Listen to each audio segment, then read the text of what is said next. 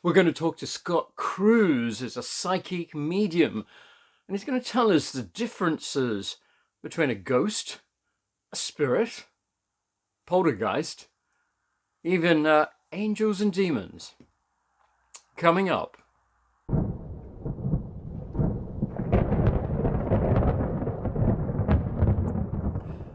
And welcome to the Brac Shop.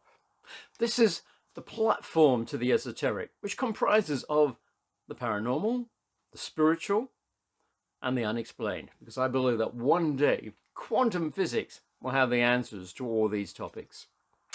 And in this episode, we get to speak to Scott Cruz. He's a psychic medium, and I had the fortune to see him on another program, and he agreed to come and chat to us today. And we'll be speaking about the differences between ghosts, spirits, poltergeists, even angels and demons.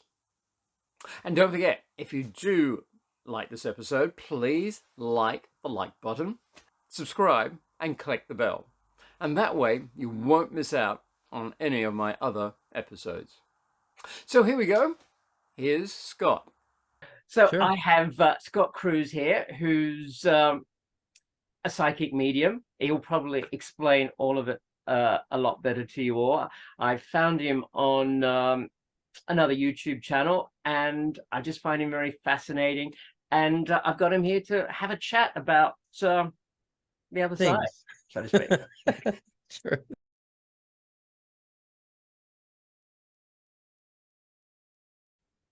What is your definition of spirits and ghosts? And is there a difference? And Sure, yeah. and all the other things like Sure.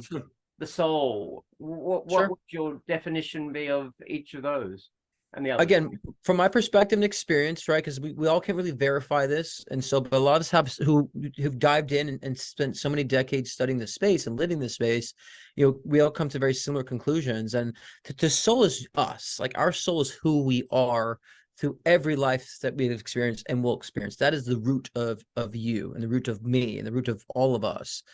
The spirit is, I would say, an essence that's created from whatever life. Now, from this physical life, we'll create a spirit version of ourselves, which, of course, they can be connected upon the afterlife, and we create a different version of our spirit that is also part of us. So we have so many different spirit versions existing right now, and because of all the different lives we lived. And so that would be another dynamic of us is the spirit version. And now what we call ghosts, well, again, it's very complex, when it comes to these things, not so black and white.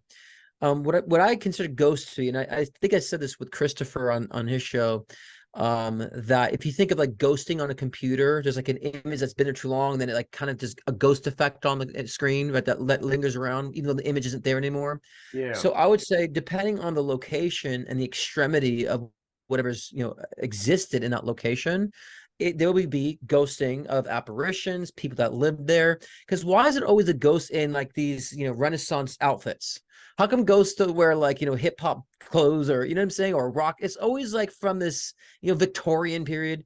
And I would say again, because they were very influential times, but their image has got kind of like ghosted into reality in a sense. It's an energetic, I would say, representation and what we call residual energy. So there's a lot of residual energy. So a lot of people, connect with residual energy, think it's an actual soul or a spirit, and that's not true.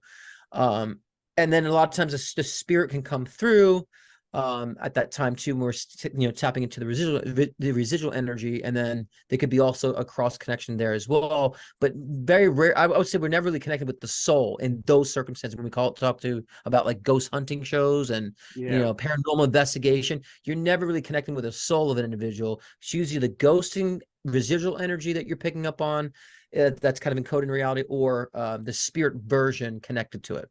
Right. So the spirit version is when you can actually have a conversation with the ghost. Right.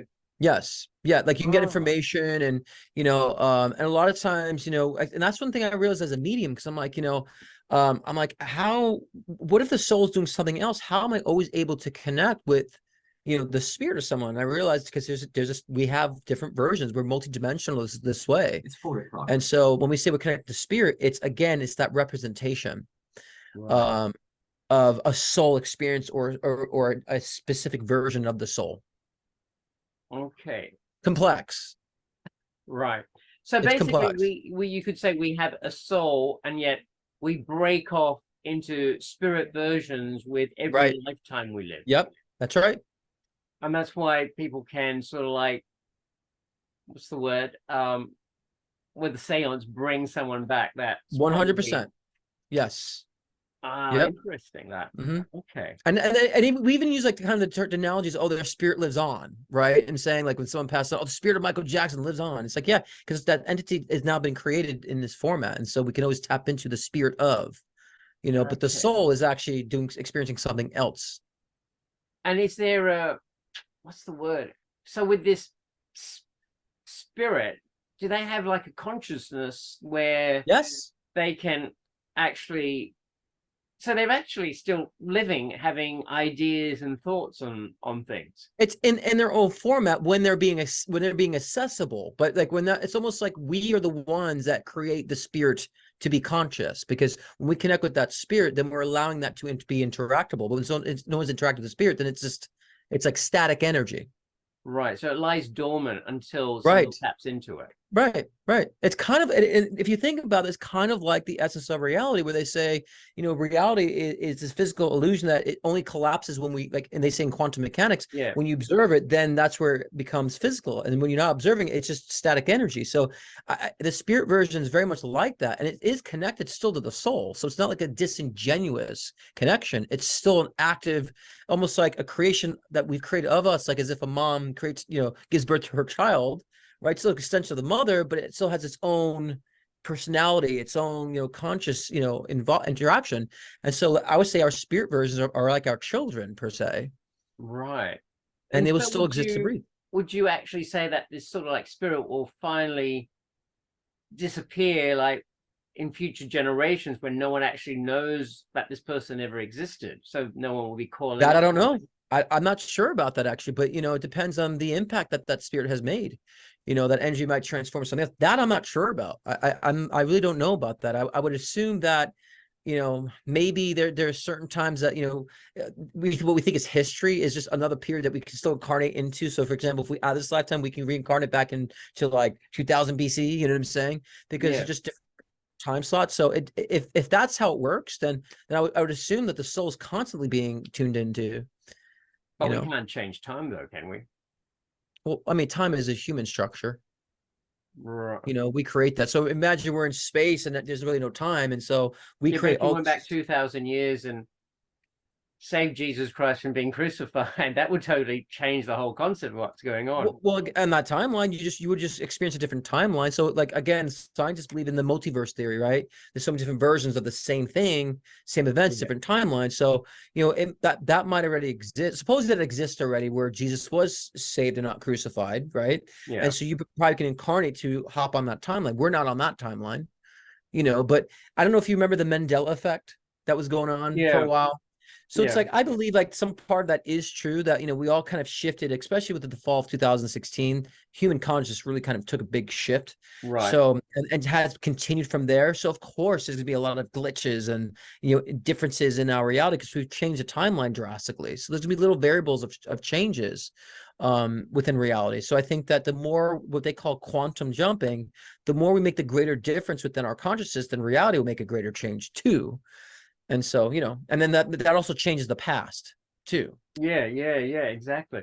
But that's something I personally can't, I just don't believe in and can get my head around parallel universes, because let's say, I mean, how many times we've had different decisions in a day, and you have that going on all day long with how many millions of people on the earth. And if you're going right back to like 3,000 years ago with everyone going through this, how many different parallel universes are getting created, which is something I just Well, if you think it, but just think that as it being holographic. I think when you come from a physical perspective, it's hard to grasp. But if you think it's like Yeah. holographic, we're just souls kind of all experiencing things, making different decisions that alter collective realities. And so there's just different versions of that in a sense about probability.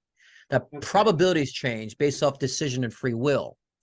And and there's a general course that we are on that create different slight versions. I mean, this is why a lot of times people witness the same accident, but they all have like 12 people can witness the same accident, but all have 12 different stories.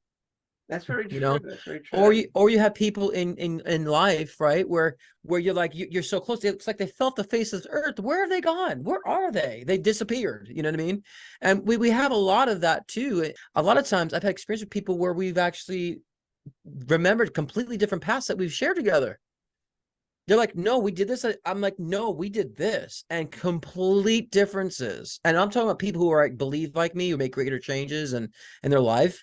And I'm Yeah. like, and I have a friend in particular. We always say, well, we were in a different reality than that one, and so completely different. We remember it completely, and it's just crazy. And so it's not that either one of us is delusional. We're all very astute, but Yeah. we just know that we both are changing, and so it changes our history to a certain degree too, and then we kind of come back on the same trajectory. But again, it's holographic.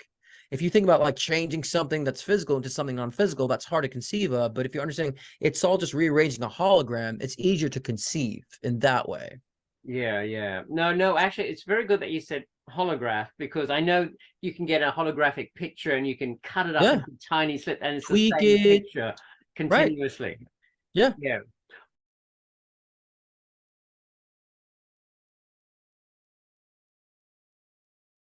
With a poltergeist, that is that like a spirit or a ghost, or is it built up energy I, from? yeah, I like to say it's like a shadow entity created by someone who has abilities or has trauma.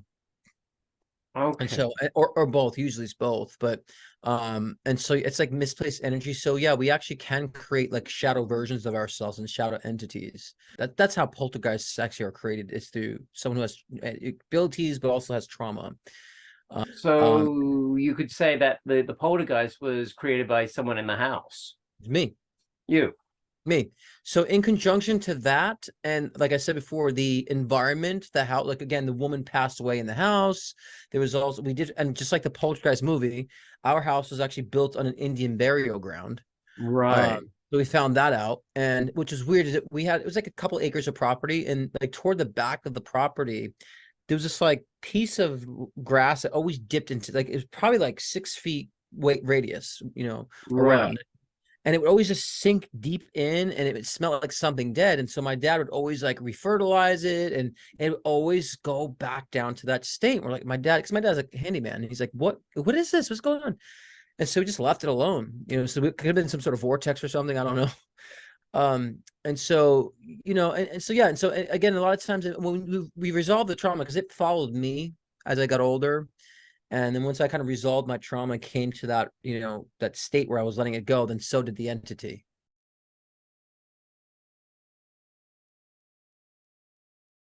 So how where did this all start, really? This, as far as like the awareness, Yeah, spirit, the all that kind of stuff. awareness. Since I was a kid, 4 years old. I was kind of aware of spirit. And I think most kids are. I think if they're in the right environment, most kids are aware of spirit and seeing things. And so I was, but we also, I was raised in a house that had a poltergeist in it, or had a poltergeist experience. So I've had that, which was a lot of residual energy from the land the house is on. And also I had abilities, and I was going through some abuse at that time, that it was kind of causing that. That's how poltergeists actually are created, is through someone who has abilities but also has trauma. Okay. And so it was definitely a unique experience, supernatural experience for all those involved in the home. And so we're talking about things moving, things you can't explain, toys moving by themselves without batteries. And I'm talking about really moving, doors being, like we had a basement door, and it would just like like shake, like as if someone was like deathly trying to get out, like like this. It was like insane.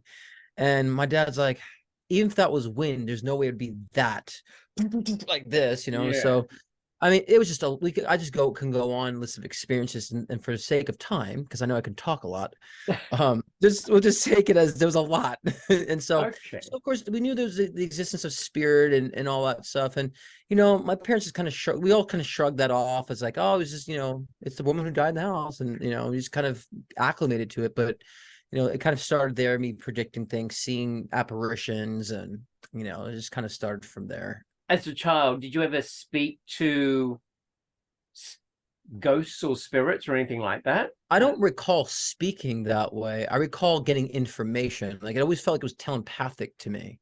Like, for example, like, yeah, and like as I got like a teenager, I'd go over to a friend's house and be like, there's like 3 kids that died in your room.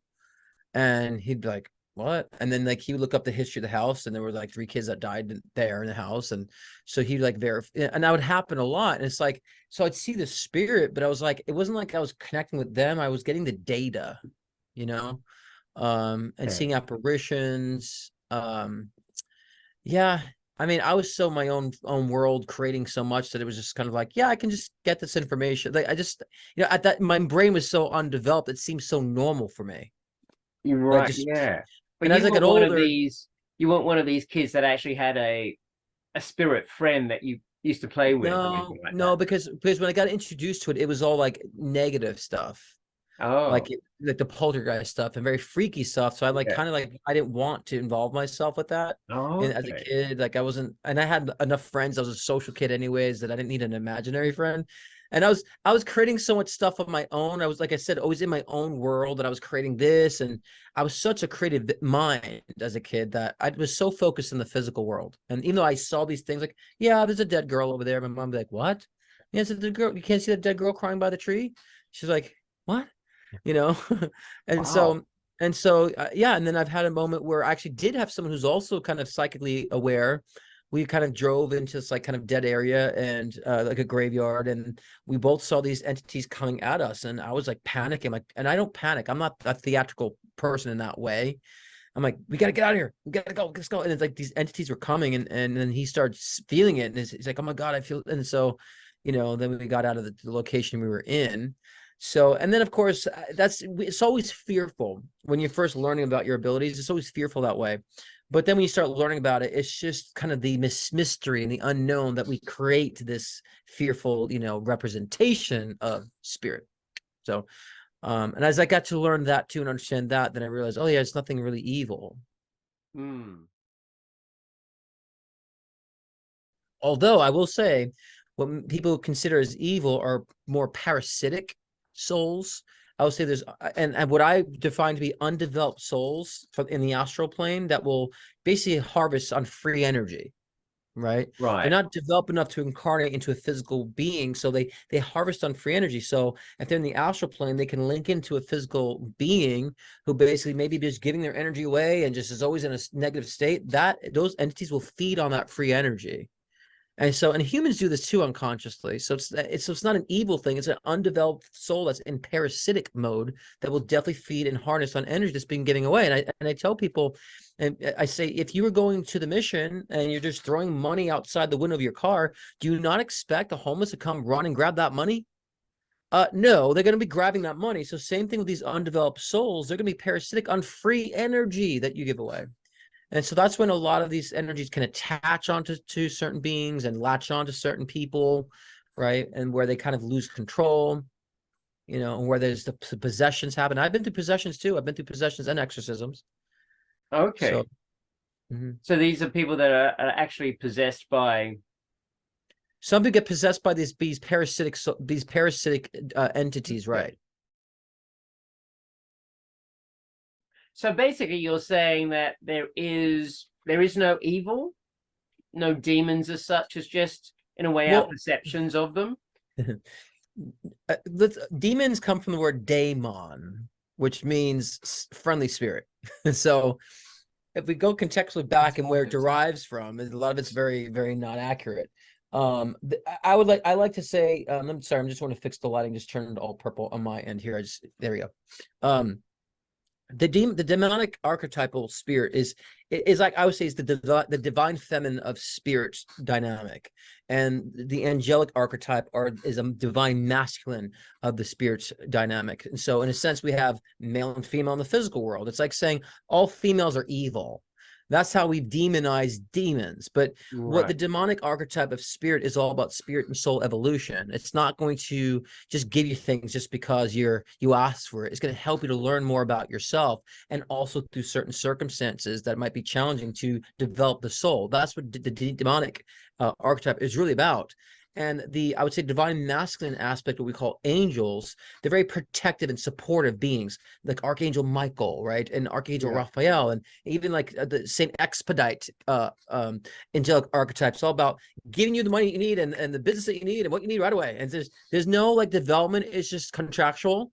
And so, but just like any entity that you work with, they can take away what they give you if you play around with it in the wrong way. And at Right. the end of the day, they're just different archetypes of us. So I think demons have been demonized. Right. And so that, in a sense, when you understand, to answer your question too, when you understand the parameter and scope of reality, we need the light and the dark, and there's chaos that creates order. And how else are we supposed to learn? So from the soul and soul level, there is not such thing as evil, because it's all different experiences for us to learn and develop, that we need the contrast. And so from a human perspective, oh, they murdered someone, that's evil. It's like, well, if you come from the soul perspective, you don't know the person being murdered could have been Hitler. Will you Yeah. change your mind then?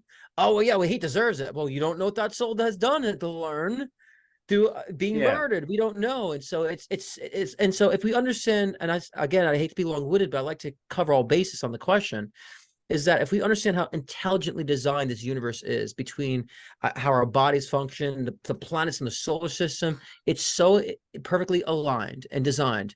So is karma, so is our spiritual journey. It's perfectly designed. And so there's a reason and a cause and effect for everything. There's no, it's just because shit happens, just because. It's not very, it doesn't match the intelligence of the universe. Right. So are you still making your music and I am, performing? yes, I am. I'm writing some new music right now. I have some stuff on iTunes, and but yeah, I'm definitely doing I'm hoping to get the album done by 2024, mid 20, hoping, but my other work has been so busy too. It's like, it keeps me very busy because I write and produce my own music, so that's a very Right. grueling process, doing it all. So, but I have fun doing that. So yeah, and I have very, it's very inspirational music, but also music that will make you think, That's good. and also put you in different vibes. That's always good. Yeah. So Yeah. I'm going for a lot more vibey stuff too. And so yeah, I mean, I always have vibey stuff, but I think this would be, I'm kind of proud of what I'm working on now. That's good. So it'll Yeah. come out next year, Yeah. like And a I new just album. yeah, I always release singles, right? And so which is on iTunes or an Apple Music and Spotify, but I have hundreds of songs I haven't released because they were just my songs, and I just want to present some things to the world. And maybe at some point I release all the other stuff, but I have a message I want to be conveyed, that sometimes talking songs about breakups are just not important. Is that autobiographical? Yeah, maybe later on, right? The lost tapes of Scott Cruz, like a medium. Yeah, I Yeah. don't know, but it's always been, I never thought about fame when it comes to any of my work. I just enjoy what I do, and I just let it evolve the way it needs to evolve, without the conditions of it has to be this. I want to grow it, I want to expand it, so I'm doing that, but I kind of keep in the moment and seeing how it Yeah. directs itself. And where can they find your music?